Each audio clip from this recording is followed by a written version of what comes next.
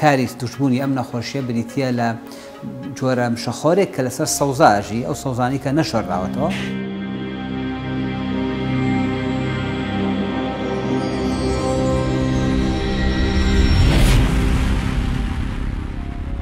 بسم الله الرحمن الرحیم.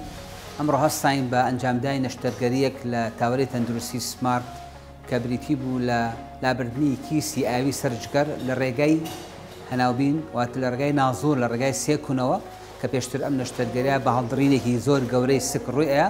ئێستا الحەمدوللا لە ڕێی بوونی ئەم ئامێرانەوە توانین لە شوێنی سێکونەوە نەخۆشەکە عەمەلیات بکەین و عینە ڕۆژ نەخۆشەکە بڕاتەوە.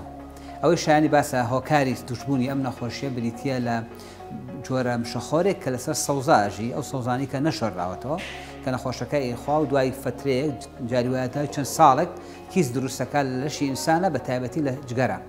لە شوێنی تریشا دروستە بە لە جگەرە زۆر شایعە. کەواتە بۆ دوورکەوتنەوە لەم نەخۆشە تاکە ڕێگا بریتێلەوەی کە ئەو سەوز و میوەی کە خۆین بە تایبەتی سەوزە ئەبێ پاک بێ و جوان شۆڕابێتەوە بە هیوای ئەوەی کە هەموو لای سەلامەت بێت و لە مۆلا سەوزەکان جوان شۆڕێتەوە.